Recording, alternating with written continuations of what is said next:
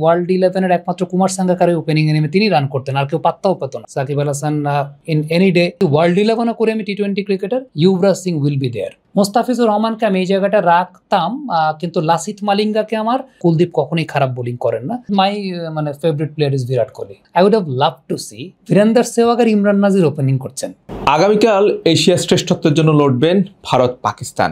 প্রত্যেকেরই পছন্দের ক্রিকেটার আছেন, প্রত্যেকের চোখে সেরা একাদশ থাকে বা লিজেন্ড থাকে। তো আমরা আজকে কথা বলবো সৈয়দ আবিদ হোসেন সামির সঙ্গে, তার চোখে এশিয়ার সেরা টি-20 একাদশ নিয়ে। আপনি আপনার একাদশে কাকে কাকে রাখবেন?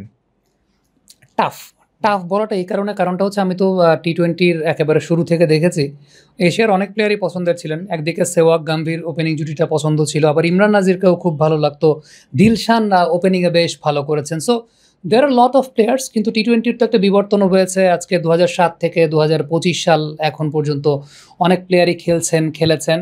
সো আপনি যদি আমাকে এশিয়ান 11 বলতে বলেন, আমার মতে সেটা আমার ব্যক্তিগত মত অনুযায়ী, এবং সেই জায়গায় তো অনেক কিছু চিন্তা করতে হয়, কম্বিনেশন চিন্তা করতে হয়, ডিফারেন্ট টাইপ অফ প্লেয়ার্স, সেই বিষয়গুলো চিন্তা করতে হয়। সো আমি ওপেনিংয়ে রাখবো 1 নম্বরে Rohit শর্মাকে।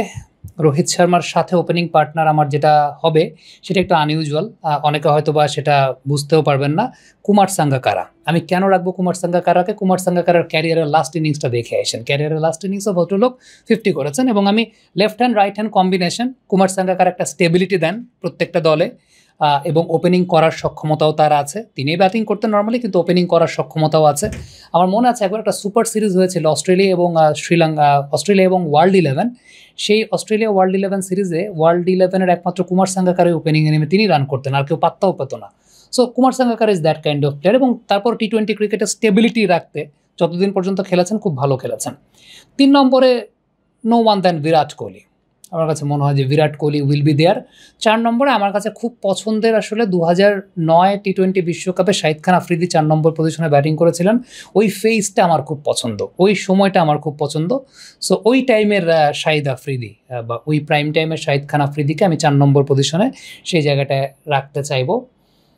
5 number position none other than Yuvraj Singh. এটা যদি ওয়ার্ল্ড 11-ও করে আমি টি-20 cricketer, Yuvraj Singh will be there. আমার ওয়ার্ল্ড 11-এ ইউবরাজ সিং সেই জায়গাটা থাকবেন। আমার উইকেট কিপিংয়ের দায়িত্বটা তো ওই জায়গায় আমি বললাম যে কুমার সাঙ্গাকারা, ইউবরাজ সিং সেই জায়গায় থাকবেন। ইউবরাজ সিংয়ের পরে আপনি যদি আমাকে বলেন তাহলে আমি রাখবো সাকিব আল হাসান। দুটো অপশন আপনার সঙ্গে অ্যাভেলেবেল আছে। Shakib Al Hasan in any day, যে কোনো দলের হয়ে তিনি সেই জায়গাটা বোলিংয়ের দায়িত্বটা পালন করতে পারেন। ব্যাটিংয়ের জায়গাটাও সাকিব আল হাসানের সেই সব কিছু আছে ওই ফেজটাকে ক্যারি করার মতো, এবং he will be backed up by Hardik পান্ডিয়াকে আমি এই চয়েসটা অনেকের কাছে পছন্দ নাও হতে পারে, বাট আমার কাছে মনে হয় এটা একটা খুব ভালো অপশন। বোলিংয়ে যদি আপনার পেসার শর্ট পরে, কন্ডিশন ওয়াইজ যদি আপনি পেসার কম খেলান, হার্দিক পান্ডিয়া নতুন বলটাও হাতে নিতে পারেন, তার বোলিংয়ের সেই দক্ষতার জায়গা আছে, ব্যাটিংয়েও সেই জায়গাটাতে তিনি ইন এনি ডে তিনি ম্যাচ আপনার কাছ থেকে নিয়ে নিতে পারেন। দেখেন আমার এই স্কোয়াডে কিন্তু সূর্যকুমার যাদব নাই। সূর্যকুমার যাদব মডার্ন ডে ক্রিকেটে খুব ভালো পারফর্ম করছেন, বাট আমার স্কোয়াডটা একটু কনভেনশনাল, কিন্তু আমি খুব কম্বিনেশন ওয়াইজ সাজাচ্ছি। যারা ইউবরাজের খেলা দেখেন নাই তারা হয়তো বা বুঝবেন না ইউবরাজ কেমন প্লেয়ার, যারা হয়তো বা আফ্রিদিকে প্রাইম টাইমে দেখেন নাই তারা আফ্রিদির অপশনটাও বুঝবেন না। সো আমি কোন পর্যন্ত আসলাম? আমি সাকিব আল হাসানের পর হার্দিক পান্ডিয়া পর্যন্ত আসলাম। তার মানে আমার এখন পর্যন্ত 7 জন প্লেয়ার হয়েছে, রাইট? এরপর আমি রাখবো তো Rashid Khan, no matter what. Rashid খানের বোলিংটা আছে, প্লাস রাশিদ খান যেভাবে ব্যাটিং করেন, ম্যাচ তো অনেক সময় দেখা যায় যে অনেক টিম চিন্তা করছে যে ম্যাচ হয়তো বা বের করে ফেলছে, কিন্তু রাশিদ খান এসে এদিক ওইদিক মেরে কি জানি করে ফেলেন, বাট রাশিদ খান তার বোলিংয়ের জায়গাটা সেই জায়গাটা আছে। 2 জন পেস বোলার যদি আপনি চিন্তা করেন, আমি জসপ্রীত বুমরা এবং লাসিথ মালিঙ্গাকে আমি রাখবো। 2 জন পেস বোলার, জসপ্রীত বুমরা এবং লাসিথ মালিঙ্গা। আর আরেকজন স্পিনার আমি রাখবো, সেটা কুলদীপ যাদব। এটা দিস ইজ মাই 11। মোস্তাফিজুর রহমানকে আমি এই জায়গাটা রাখতাম, কিন্তু লাসিথ মালিঙ্গাকে আমার সব কন্ডিশনে বেটার মনে হয়। লাসিথ মালিঙ্গাকে। Mustafizur Rahman he is also better, মানে আমি যদি এই জায়গাটা আপনি চিন্তা করেন, হয়তো বা এরকমও হতে পারে যে কন্ডিশন ওয়াইজ কুলদীপ যাদবের জায়গায় হয়তো বা মোস্তাফিজুর রহমান এই স্কোয়াড লাইন আপটার মধ্যে থাকা ডিজার্ভ করেন। কিন্তু আপনি আমাকে যদি বলেন, আমি লাসিথ মালিঙ্গাকে ওই জায়গাটায় প্রেফার করবো অ্যাজ আ বোলার। সব কন্ডিশন, ইয়র্কার মারার দক্ষতার জায়গা থেকে শুরু করে, মানে একটা ব্যাপার আছে না, ডেডলি একটা ব্যাপার যে 4 বলে 4 উইকেট নিয়ে ম্যাচ শেষ করে দিবেন। এবং বুমরা এবং আপনার লাসিথ মালিঙ্গার জুটি যদি থাকে, সেটা আমার কাছে মনে হয় যে একটা অন্যরকম, যদিও left hand right hand combination হলে পরে খুব ভালো হতো। বাট কুলদীপকে আমি এই জায়গাটা রাখতে চাই এই কারণে যে in any day he can just change the match, এবং কুলদীপ কখনোই খারাপ বোলিং করেন না। লেফট আর্ম রিস্ট স্পিনার, এটা একটা বাড়তি option. So this is my 11। এই হচ্ছে 11 জন। শুরু থেকে আমি যদি আপনাকে আবার বলি, রোহিত শর্মা, কুমার সাঙ্গাকারা, বিরাট কোহলি, শাহিদ খান আফ্রিদি, যুবরাজ সিং, সাকিব আল হাসান, হার্দিক পান্ডিয়া, রশিদ খান, জসপ্রীত বুমরা, লাসিথ মালিঙ্গা, কুলদীপ যাদব। এশিয়ার মধ্যে আপনার সবচেয়ে টি-20 ক্রিকেট ফেভারিট ক্রিকেটারকে?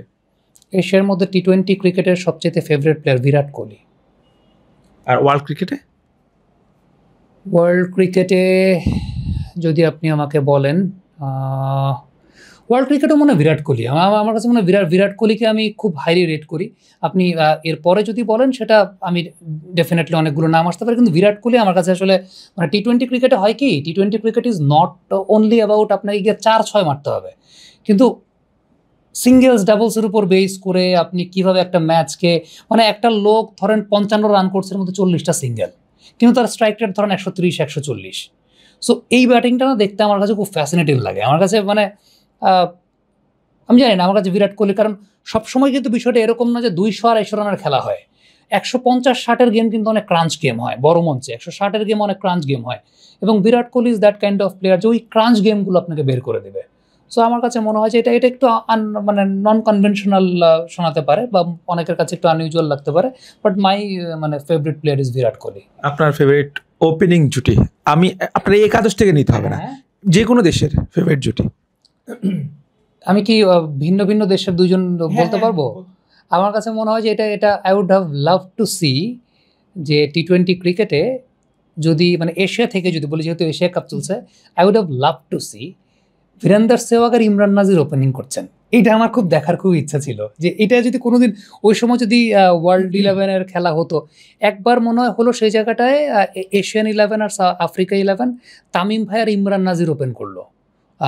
একবার এরকম মনে আছে, তখন আমরা স্কুলে পড়ি আর কি, তখন তামিম ভাই আর ইমরান নাজির ওপেন করলো। বাট আমার কাছে প্রায় মনে হয় যে যদি রোহিত শর্মা এবং ইমরান নাজির যদি ওপেন করতেন, তাইলে এটা দেখতে কেমন দেখা যেত, সেটা মনে হয় খুব দেখতে ভালো লাগতো। রোহিত শর্মা নাকি বীরেন্দ্র সেহবাগ?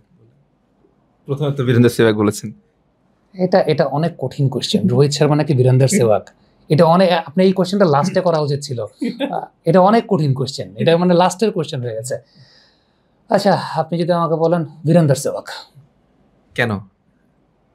কেনর কোনো কারণ নাই।